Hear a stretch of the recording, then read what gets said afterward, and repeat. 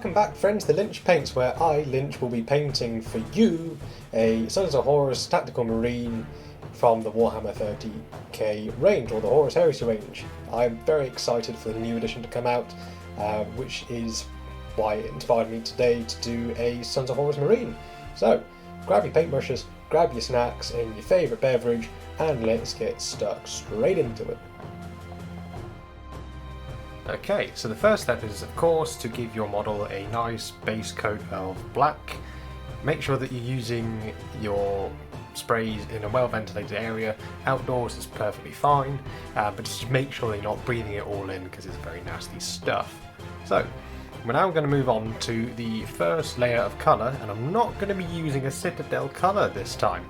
I'm going to be using one of these model colour German uniform greens, and I find that this gives a really lovely shade of Sons of Horus that matches a lot of the artwork.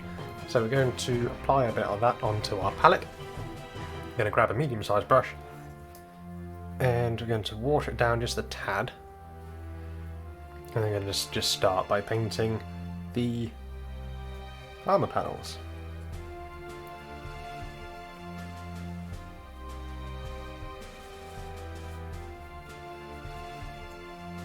And with this colour, with this sort of paint, it applies really, really well. So we're only going to need probably 2 coats of this to achieve the effect that we're after. Now of course, with base spraying your model black, when the paint dries it is going to come up darker than it looks while it's wet, which is why we're going to apply 2 coats. So I'm going to carry on with this. Give it a nice generous coat, and we'll see you for the next step. So now that first layer has dried, we're going to go back over it again, just using the same colour, and this time it's going to appear a lot lighter. So we're not going to go into every crack and crevice, we're just going to be picking out now more of the areas that the light's going to be hitting it. So you can see that I haven't really gone in amongst the rivets there, or down the sides. So I'm just picking out just the flat raised areas, in a way kind of like wet blending. And then we're just going to pick out, now because the Mark III is very layered, it's got lots of panels, we're just going to dab a little bit into each one, and then later on, when we come around to do the highlights, there is a cheat way that I've done, which of course probably many other people have done as well, which is that you just dry brush down the way, and because of all the raised edges, it just picks out the edges with the lighter colour that you're going to be using, and then that gives the same impression as if you went over and did each and every single line by hand. So you can see that I've missed out a couple of areas, like the face grille and some of the panels on the back. These we're going to go over with polygon metal afterwards. The trim on the shoulder pads, we're going to do a gold, and I left the faceplate black just because I thought it looked pretty darn cool. Because the Sons of Horus, the secondary colour tends to be a black, so I thought it just looks cool. It fits the bill, fits the aesthetic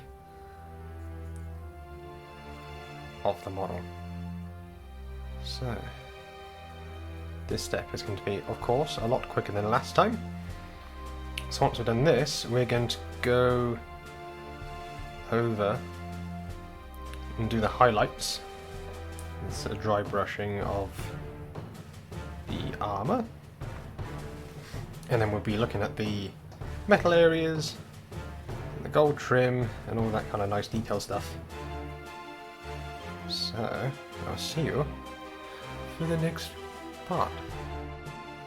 Okay, so the next step, we're going to take some Agrax Earthshade, and we're going to apply that with a medium brush, one with a nice point at the end, and we're going to wash all the crevices. We're just going to take a little bit of water to it, just to dilute it down a little bit, just so it's not too intense. And then I'm going to run this along all the areas around the rivets of the armour. Then once this is dried, we will go on to the highlighting stage. You don't have to be too neat with this stage. You can slap it all in. It depends on what kind of look that you're going for. If you want to go for a relatively clean and crisp armour, then of course take your time and go around all the rivets as neat as you can. But if you're going for more of a sort of a slightly battle hardened look like I am, then do feel free just to apply it as rough as you like. So once I'm done with this, I'll of course leave it to dry, and then once it's dried we will do the highlighting. So I will see you for that step. Right, now that the wash has dried, we're just going to go back over some of the open areas of the armour panels, again with the German uniform, because that wash has made it a little bit darker. So we're just going to pick out again same areas as before. So we're just going to pick out toe caps and shin guards.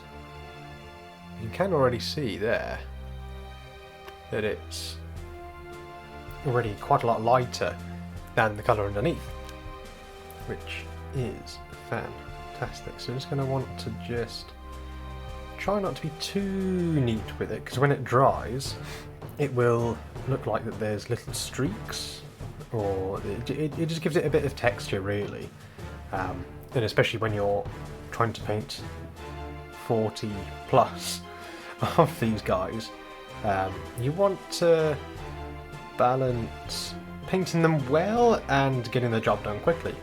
I've had a lot of experience with painting Sons of Horus over the past couple of years. I painted an entire army for a very dear friend of mine using these techniques, and they turned out really, really well. And a lot of people over on my Instagram page, which is Lynch Paints, also seem to really like it as well. So, you know, it must be doing something right. So yes, we're just gonna, again, just go over most of the areas just to pick out that colour back again. And if you wanted to, I mean, you could always leave it as that, really, because I mean it looks quite well.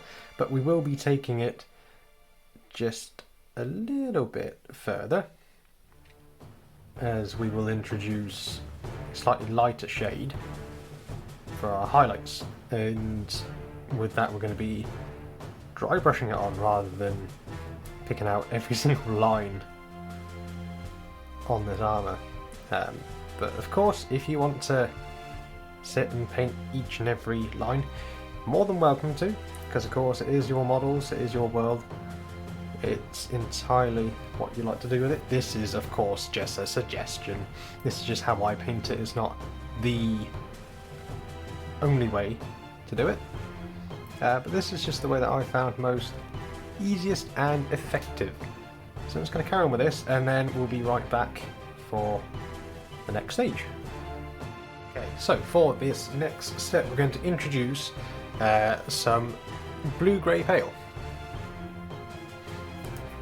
I'm going to add just a tiny bit of this onto our palette, give it a quick mix, Good shake. It came out very, very watery. And it's going to do a tiny bit of that into there, just to make the colour just a little bit brighter. Not too much. So we're going to start out with, we're going to look at the fingers. So we just want to have just a nice, just using the edge, the flat edge of the brush, just to pick out the fingers. You can do them individually, but if you get the angle just right, you can just glide paintbrush over the fingers, just to pick them out, like that. Over these bits, going to go over the areas that the light's going to hit at the most, so just on top of that embrace, I think, or I don't know, I'm no armourer. Yeah, top of the head.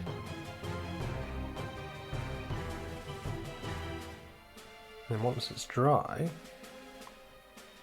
it will look, hopefully, brilliant. Now you don't want to put too much on your brush, so this is kind of like a heavy dry brush in a way. Let's get a little bit into there, bit in there. So I'm just going to pick out all these areas, and then we'll be back to do the metal work. So now that we are happy with our highlights, we are going to move on to the metal areas. So I'm going to pop out some of this lead belcher. I think I said bolt gun metal beforehand, but apologies, that was of course one of the names before this one. I'll show my age a little bit. So I'm going to get a bit of this, and then we're just going to wipe off most of it onto our palette or onto a roll of tissue paper, whatever you have to hand, and then we're just going to pick out all of these areas, like exhaust vents, got the backpack, all these wires. I do really like the Mark III. It's a proper chunky armour. And I do like it. That's one thing about the Horus Heresy that I do love is the different armour variations and varieties that you can get. And I know that there is at the minute a bit of a love and hate relationship with the Corvus pattern, the B keys, and how in some artwork it's not prevalent in this legion or that legion, but at the end of the day, the new Horus Heresy box set looks amazing. It's the newest thing that we've had in so many years. I can't even remember how long ago it was that Calth and Burning of Prospero were out, and then they're out of service for years and years and years. So I'm just really happy that the Horus Heresy is getting some attention, getting some love, because it's much deserved and it's much needed. I mean, I've been collecting Sons of Horus, not Sons of Horus, Horus Heresy Marines and models for many years, but sadly I've never really had a game with them because I just hadn't got round to it. And then by the time I had a really nice force of Night Lords, I'm currently reworking my Salamanders, the love for it had kind of died off because there was no support for it, which is a real shame. Real shame. But it's coming back, and I'm very excited. Very excited indeed. So with the bolt gun, I've seen a lot of people paint them red, which you can do, but I'm going to leave it black, and then just to pick out the black and just make it less flat, we're going to grab our Corvus black. I'm going to give that a shake.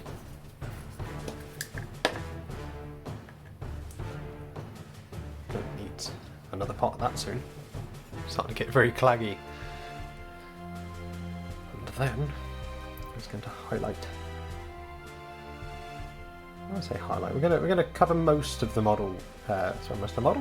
Most of the bolter with this Corvus black.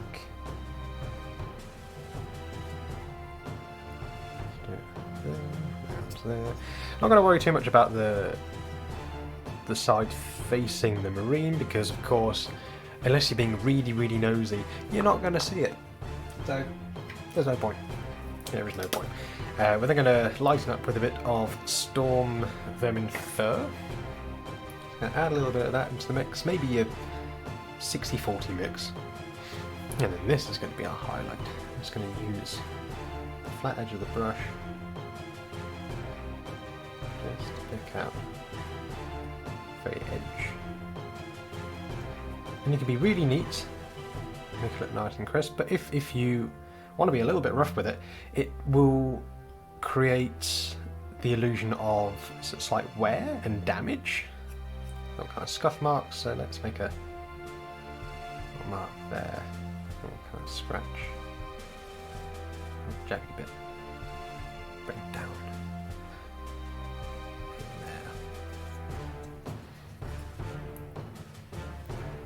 Top there. Of course, if you, like myself, made a bit too much of a thick line, you can always go back over it with the colour underneath the Corvus. And just tidy it up a little bit. So that's done. Oh, no, it's not. We're going to, while we've got that, we're just going to do his face grill. Just going to run along the edge like that. Get a bit of that Storm Vermin Fur into the mix. And I'm just going to do, just for simplicity, this bit in the middle, and then just under there, just around the eyes as well. I've just realised I missed a bit, but I'm going to fix that now. And it's the trim around the top of his helmet, so we're going to make that a nice silver.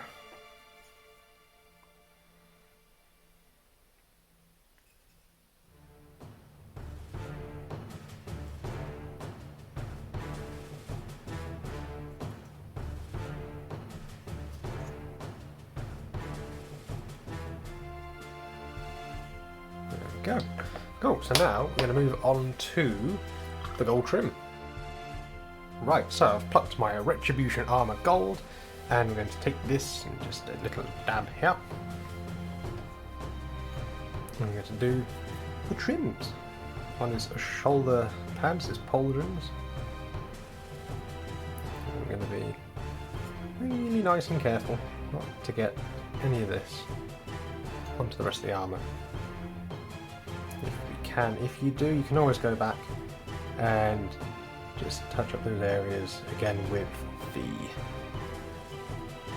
colours that we've used. Just gonna have a nice coat there. Then around the other side.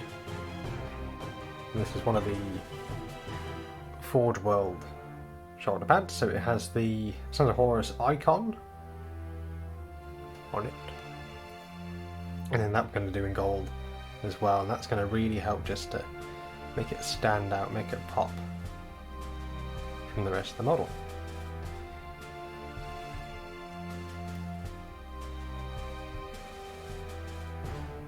So you don't need to go into every single crevice, because we're going to give it a wash later with the Agrat's Earthshade, because the brown wash works really well with gold. It just helps to just give it that warmth from that brown, and it just looks a lot better than using null oil.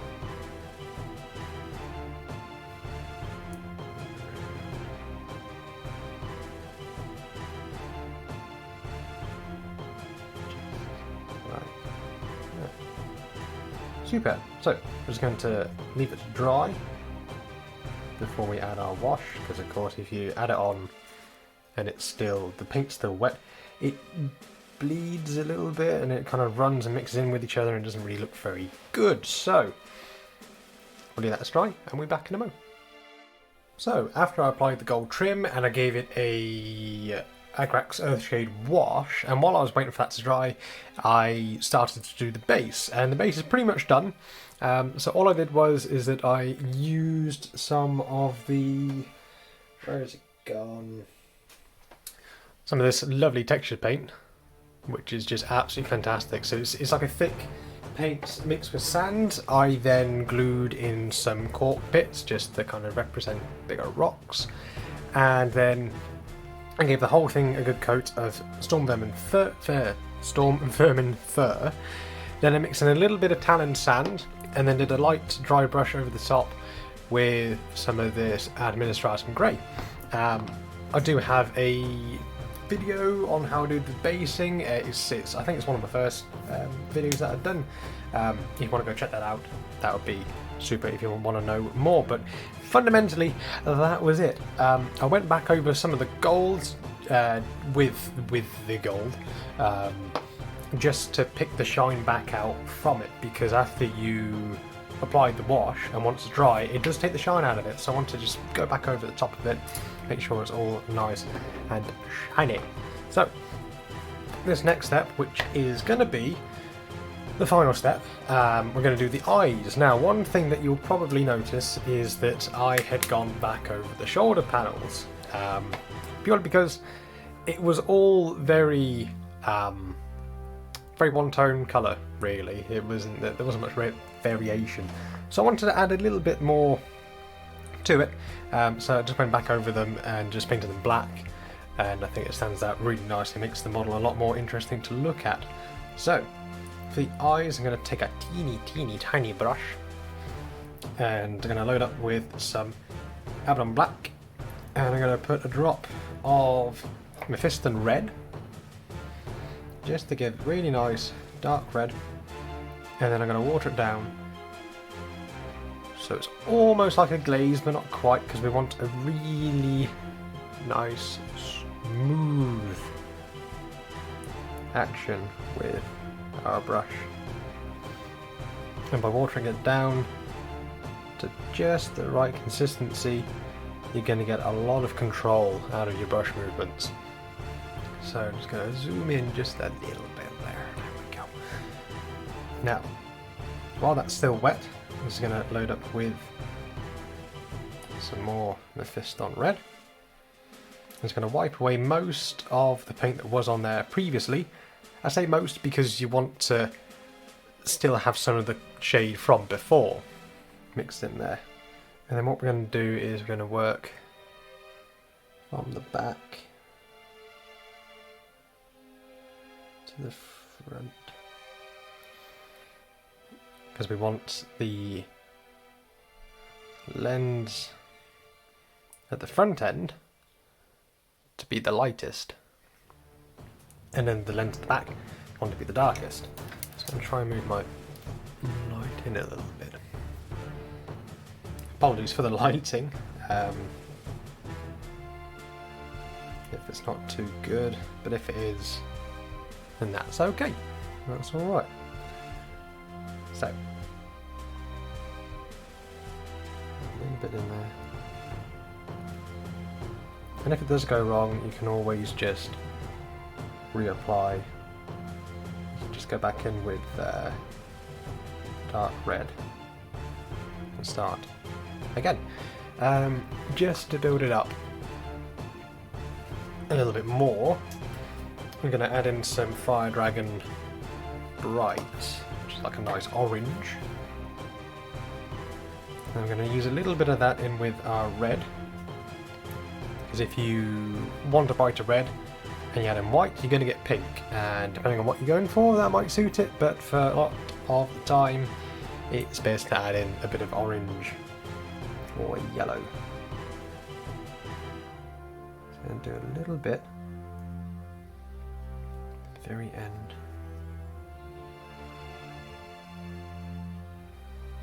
Just there and there. Maybe a little bit more on this side.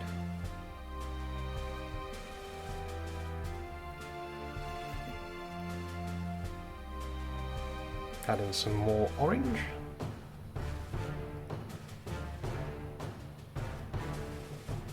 That's a bit too much orange. So I'm just going to rinse off the colour. I'm going to go back up to the previous shade, which was just red, and I'm just going to try and rework it in like that. Same with on this side.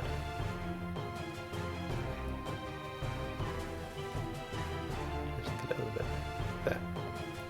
And then we are going to add a tiny bit of white scar.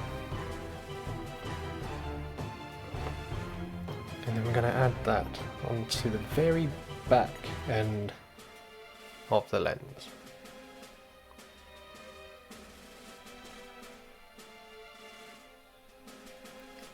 One there. And then one just about there.